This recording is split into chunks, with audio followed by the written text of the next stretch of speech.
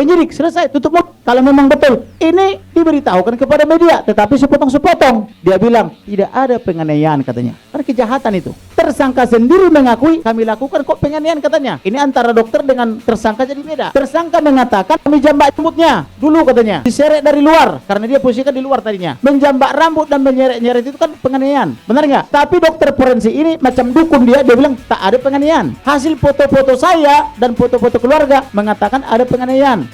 Ini loh hasil pengamatan 2 dokter yang mereka sendiri meminta. Itu pun terjadi perubahan. Dari pengacara boleh sama keluarga, pengacara tidak boleh menjadi CCTV, kemudian baik pengacara maupun keluarga termasuk CCTV nggak boleh menjadi, harus urus dokter. Dapat dokternya pun tak diakui lagi. Akan aneh ngurus negara macam begini. Maka saya semakin yakin ini pengaruh mafia. Terlalu banyak makan uang haram jadi begini. Maka inilah misi kita. Polri, terutama pejabat Polri, tidak boleh lagi menerima hantaran-hantaran dari mafia itu. Baik itu mafia judi, mafia tata niaga narkoba, sabu-sabu, dan smokel-smokel mobil-mobil mewah itu. Tak boleh lagi. Lebih bagus kita berikan gaji polisi, saya sudah usulkan ke Pak Jokowi atau Presiden, minimal 25 juta sebulan. Generalnya 100 juta lebih. Daripada dia mengabdi kepada mafia dapat triliunan.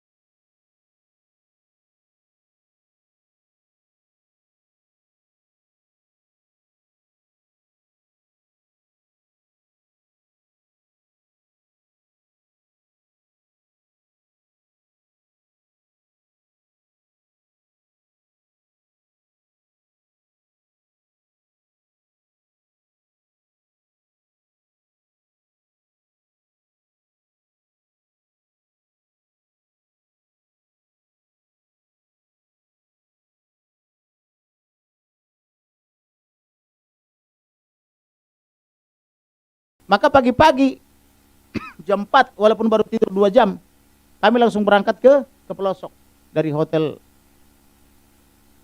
Swissbell. Kami jam 4 udah meluncur, nyampe jam 6 di lokasi. Maka kami jemputlah orang tua almarhum ke sekolahan. Mereka di situ mengontrak gubuk-gubuk kecil.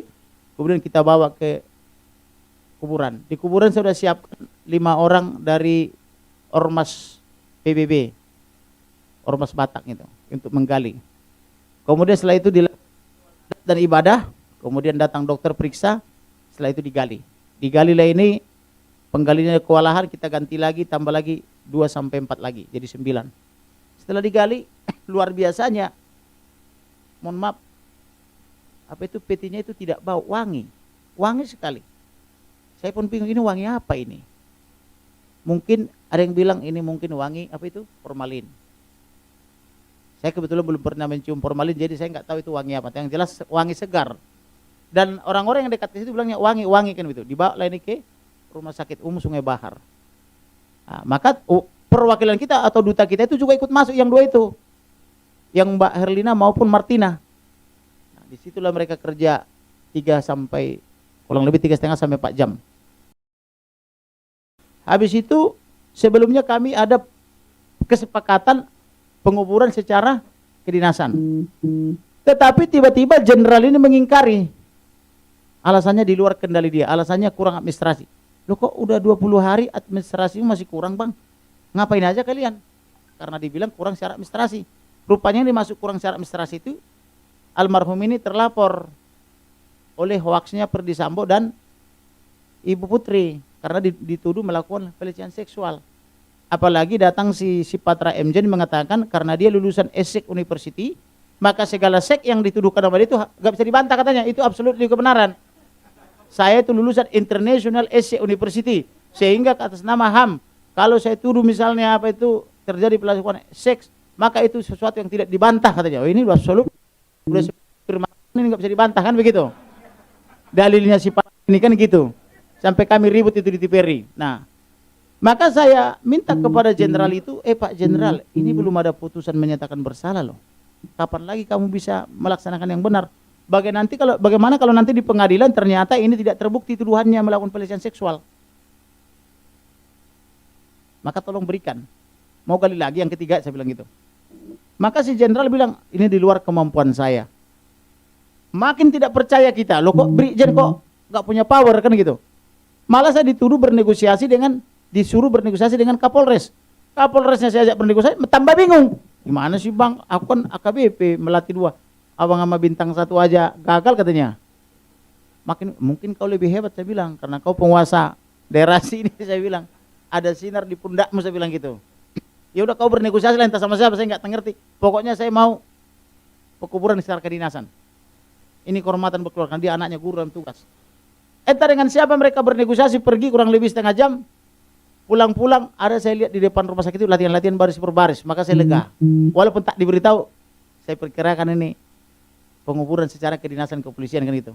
Selesai mereka latihan baris per baris, dibisikkan ke saya, bang, permohonannya dikabulkan. Tapi saya memang udah live kan di 2 televisi, CNN dan Metro TV. Kemudian di medsos minta dukungan masyarakat. Ini harus dikubur secara kedinasan. Begitu dikubur secara kedinasan kepolisian, ngamuk di Jakarta yang lulusan SC University. Karena dia bilang ini penjahat ini, kenapa pakai bendera merah putih katanya. Dia bilang ini penjahat katanya almarhum ini. Saya nggak ngerti cara belajarnya di mana, apakah sampai pagar atau sampai kelas, saya nggak paham. Gitu. Belum ada putusan pengadilan, tapi dia keberatan. Tapi tidak apa-apa lah. Setelah itu saya harus keluar dari pemakaman itu segera untuk mencari dokter kita toh. Jangan sampai keterangannya berubah. Mau keluar 100 meter itu butuh waktu 1 jam. Karena masa itu semua meneriakkan yel-yel, hidup Kamarudin katanya. Semua minta berfoto. Karena ribuan orang minta berfoto, maka bergerak satu lapangan sepak bola aja dari kuburan ke depan itu 1 jam lebih. Sampai keringatnya, udah haus, ngos-ngosan, dipeluk sama ibu-ibu. Ini saya bilang, udah ada izin suami belum? Jangan sampai masalah nanti di rumah, saya bilang. Semua peluk saya. Akhirnya sampai juga di mobil, kita kejar lah itu dokter ini, udah pada di rumah. Maka segera saya potret, itu hasil kerjanya. Saya potret, kemudian saya minta notariskan. Yang kau punya notariskan, yang kau punya notariskan. Sesuai yang kalian catat di dalam. Maka keterangan 2 orang ini sama. Walaupun redaksional berbeda, tapi substansional sama, substansinya sama. Cara menulisnya yang beda. Maka secara hukum, kalau saya kirim 1, mungkin terkena unus testis, keterangan 1 orang tidak cukup. Ini saya kirim 2, itulah hebatnya kita.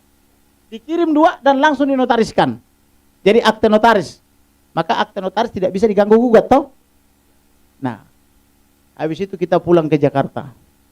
Pulang ke Jakarta, saya antar ke Barreskrim. Muncul masalah baru. Penyidiknya terima ini bukti semua.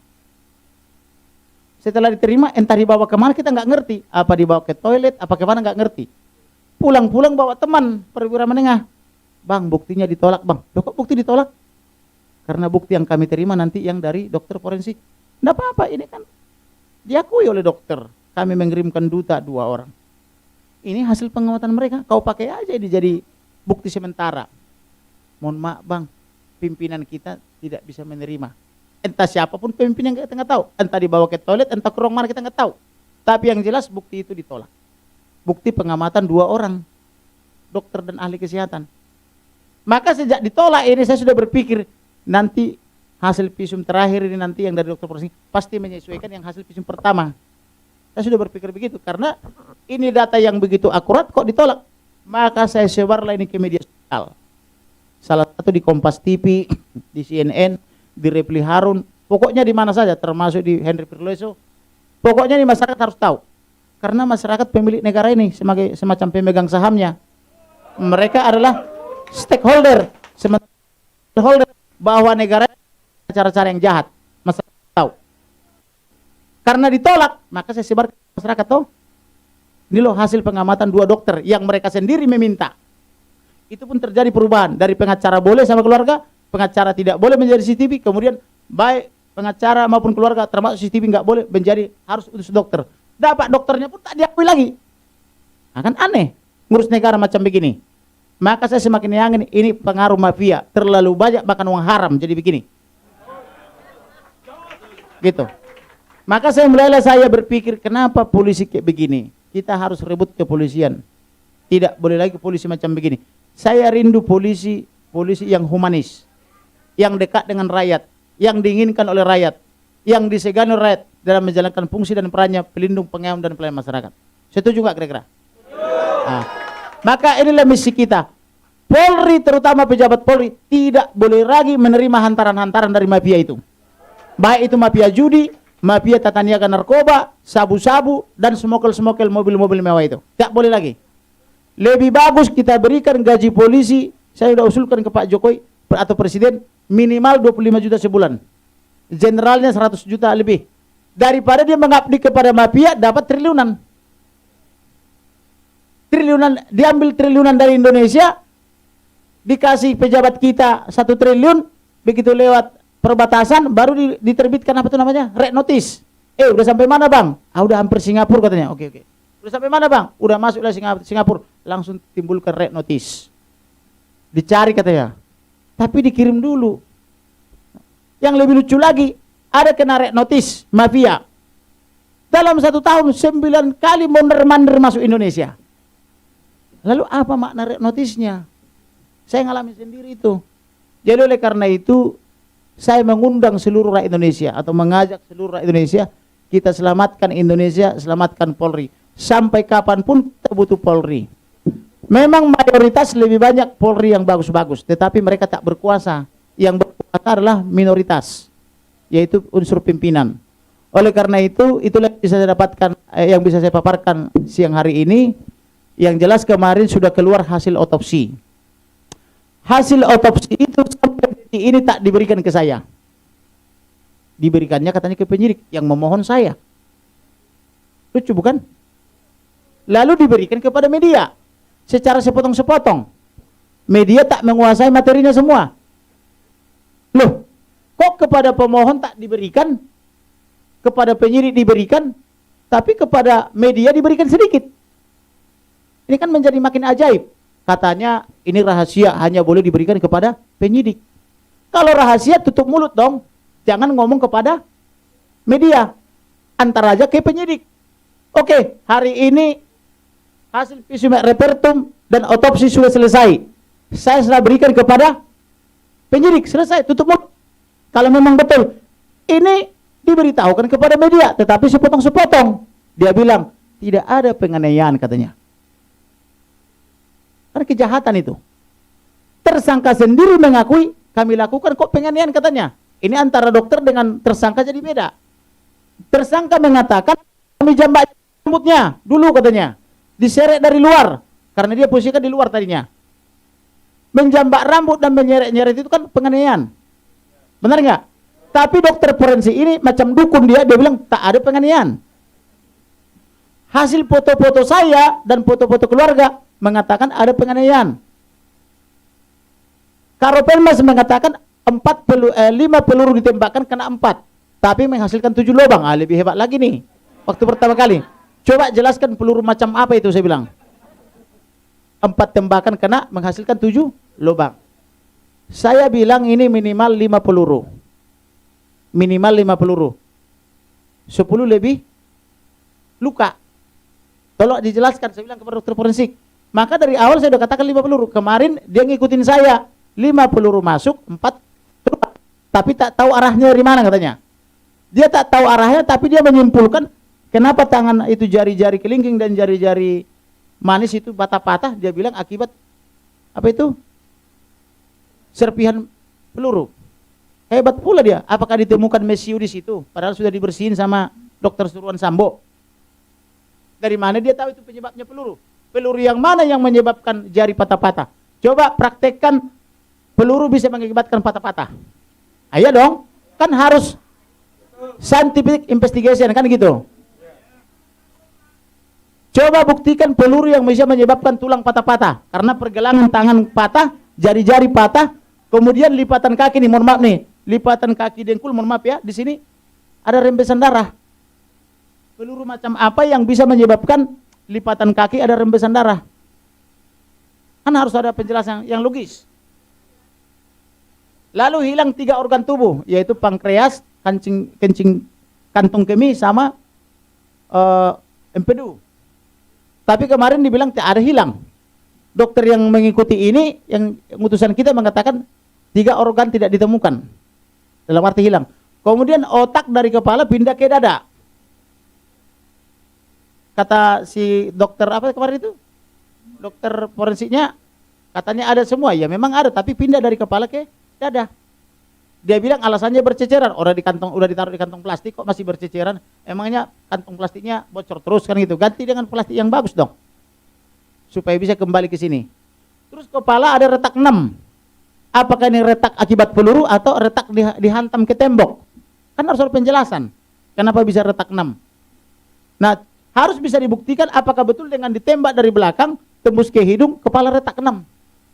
Harus diuji coba, karena ini kebenaran material, bukan formil.